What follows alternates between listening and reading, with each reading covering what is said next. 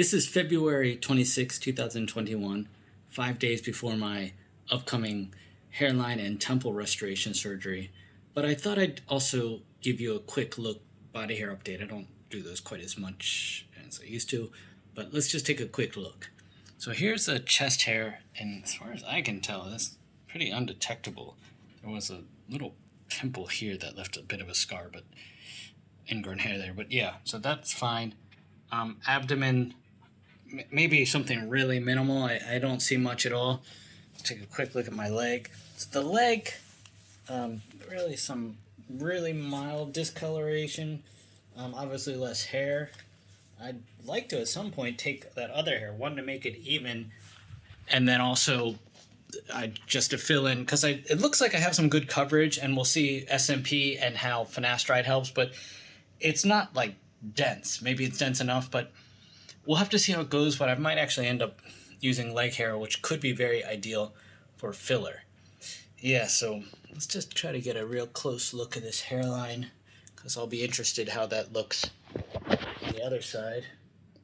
It's annoying to do all this surgery, all these, I guess, micro surgeries. I wish I could just snap my finger and then the hair is back, but unfortunately it's a long, grueling process. Let's also take a look at the beard hair. That's actually where I've had most of the body hair. So let's just take a look under the chin, this side.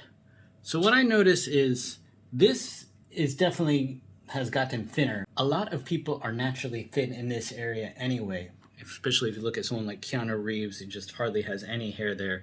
So that actually can look normal anyway. This upper area, I still have a decent amount of hair, and I still actually have a lot under the chin. But at this point, it's healing, and maybe there's a little redness, and I think that'll go away, but it's starting to feel a little Swiss cheese-like. I can definitely feel that there's some scarring and there's been surgery there, and I think at some point I might want to do, I guess, a micro roller and try to even out the collagen.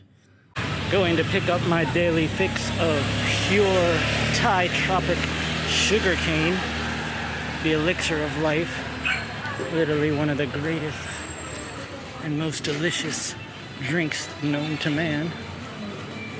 This is quite a festive little soy here, and soy means like alley or side street, if you didn't know. You can see the rinds piling up there. Starting to get excited.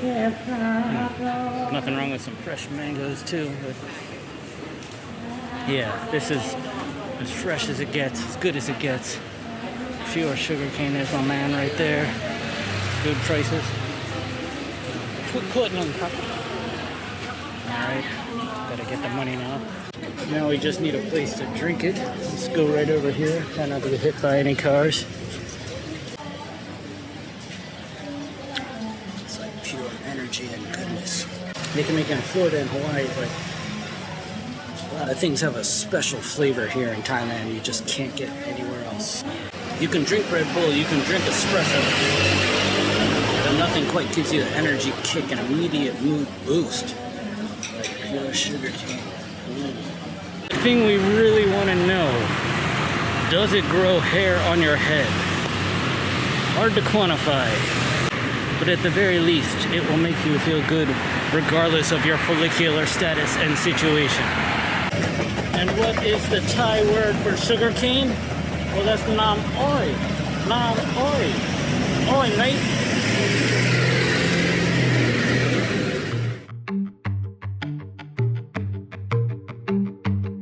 So this is my target hairline. I like it for the most part. I'm a little concerned that it's too much of a straight line. So I've asked the doctor to tilt this up slightly. I don't want to look like I have the recessed look, but I also don't want it to look too straight. So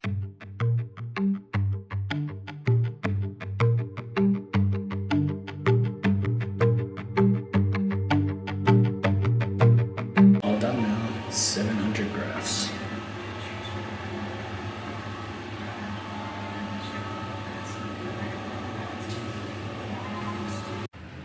Okay, back from the hair transplant.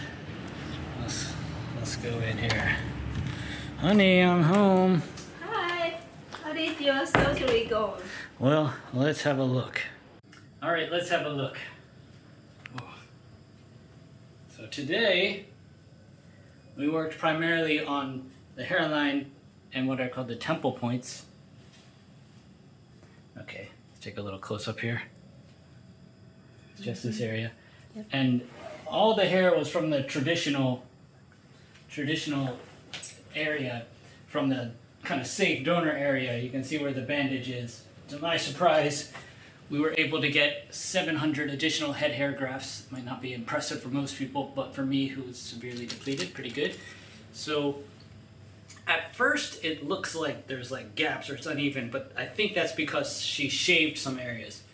Either way, I'm quite happy to have this filled in. It's, you know, it's a war inch by inch, but this little small procedure will do wonders to change my appearance. So you can see pretty extensive bandaging in the back.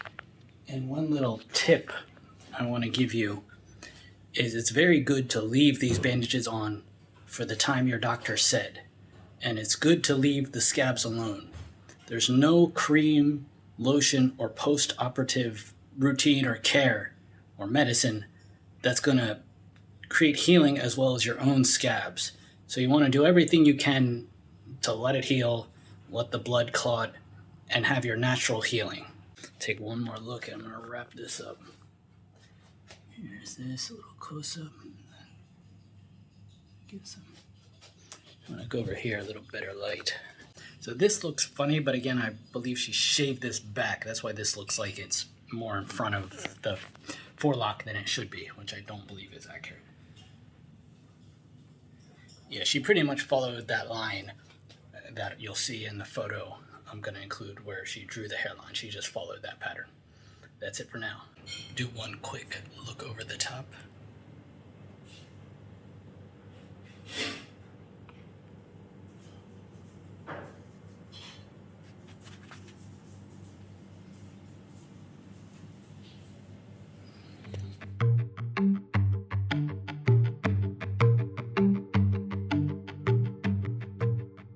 Okay, it is the next day, March 4th. I tried to sleep with those bandages, but they were just so big and puffy I couldn't sleep. So unfortunately I did need to take them out, but it seemed for the most part the bleeding had stopped, and I also had some pads on my bed to stop bleeding all over the place. So it stopped bleeding. Let's take a look. It's a little hard to visualize right now how it's going to look because some is just blood and scabs and not actual follicles, but anyway. You can see that hairline has been more squared off, and that's particularly evident at the temple area. So I like the way this left temple looks a little better. I think it's slightly asymmetrical, but also these are the type of things I probably notice and nobody else is going to notice. But this one, one of the situations was this, she just had to accentuate the temple. This, it had to be recreated entirely. So I think this one, ironically, this used to point out more for pretty much all of my life. And now it looks like this points out slightly more. I think that's a very minor issue. And if it did look weird, I could even get some more grafts and straighten it out. But I will definitely see how it looks, and I expect it's going to look fine.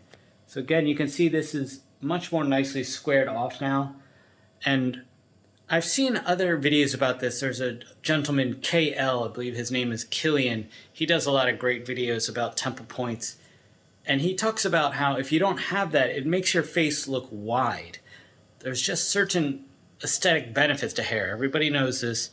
And if you're lucky, you could just shave your head and your skull is perfectly shaped. But for a lot of people, hair can be really important to basically reshape the head and change the dynamic of your look. So now I think my forehead, it looks more, it's like I'm wearing a hat, kind of a hair hat. So it looks more even, like my whole head is covered. There's not something sliding back here. And also before when the temples were recessed, it looks like I was wearing a hat that was too small for my head. Now it has a look of complete coverage. I also like that squared look. So it still has a very slight mature, this isn't going straight up, but I like that. This is not quite what I would call a mature hairline, but I don't know what you would call it. It's not a teenage hairline, but it's also not a hairline where there's recession going on. So this design I like much better. Okay, let's take a look at the extraction area. So some was taken from the upper side here, and then also some taken from the back area, the occipital area. I think some was taken from this other side, I'm not sure. I'll have to look at that in a minute. You may be wondering, why was hair taken in some areas that look like they may still be subject to miniaturization? Because sometimes hair loss goes down. And though I did have hair missing here, that was due to it never being transplanted. That wasn't due to side recession. My father and his father had very thick hair up until the point they died. All their life, the sides never recessed, and I can tell I have inherited that genetic trait also. My sides all the way up to the top are very thick. It's even darker in color. So for some people, I would think that's not a good area to take from. But for me, and having very limited donor hair, I think it worked out fine. I'm glad she did take it from there. I'm also taking finasteride and minoxidil now, so hopefully that prevents any recession for the foreseeable future, though someday it may come back. And also, one other thing you might note, you could definitely see the moth-eaten look. And this isn't your normal hair loss. You could see the circles. And one thing that happens if you get too many FUE at once, or you have someone with low skill, even if they made a nice little dot, if the dots are too close together at the same time, when they heal, it'll merge. It'll make one big circle. I've heard a doctor call that a devil's halo before. And basically, you've got to be careful with FUE, even though it seems like the dots are small. If you get too many at once, you can get this effect kind of like I have. I still am suffering from the shock loss, but let's take a quick look at the top, and you can see some areas looking very good, very thick, and other areas almost bald. The crown actually, let me get light from this way. The crown actually I'm pleased with. That's looking good. The areas where there is growth is looking really good, looks dark, looks full. So hopefully that shock loss is over soon, and then my whole head will be looking that way. So I'm glad I got this done. It ended up being 700 head hair grafts. It was really amazing how quickly the doctor was able to extract those, because every time in the past I had at least some body hair, and it was significantly slower. But it seemed very fast, maybe 1 hour, maybe 1 hour, but at most 2 hours to get the hair out. And she works with a team of techs, they're all very skilled. They work in coordination. This seems ideal to me to do it in that way. So I was pleased with the surgery. It went by quickly. Everything was implanted and I was out of there in no time. All right, that's the update for today. The Old German Beer House. One of the best, if not the best, place in Bangkok on Nana Soi 13. Is it open yet? I don't know. Bert loud or young? Bert. Alright, which one to choose?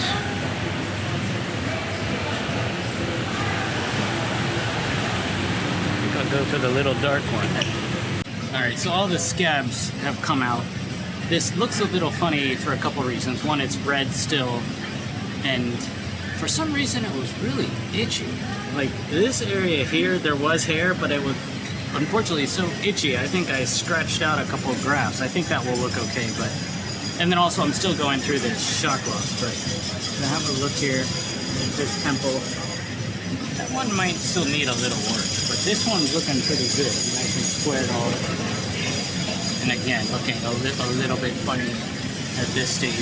Maybe try to do a quick look around.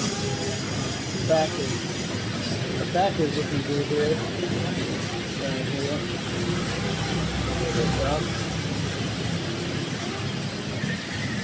I'm the only one here right now, which is why I can film my head. Back in the ugly duckling phase, let's see, it's been about, when was it? Not that long. It's only been 10 days. Cup con ma cup. Alright. Cup con ma cup. Oh, this is my breakfast. I think it's about 9:30. Nothing better than German beer for breakfast. But as I was saying, it's been about 10 days and the scabs literally just came off. this morning, so it still looks quite mottled. And I'm in between other sessions and taking finasteride, so there's still significant shock loss. That beer is looking good and cold, so I'm gonna drink that and I'll continue this at home later. 9:59 a.m., step one complete, and the day begins. Now here I am a little bit later having a cappuccino in the Tesco food court, taking my hat off, looking like an ugly mug. Why did I pay all this money and all this time to look like this? Well, I think it's all gonna work out in a couple of months. Just recovering from that beer. It's a hard life, but someone's gotta live it.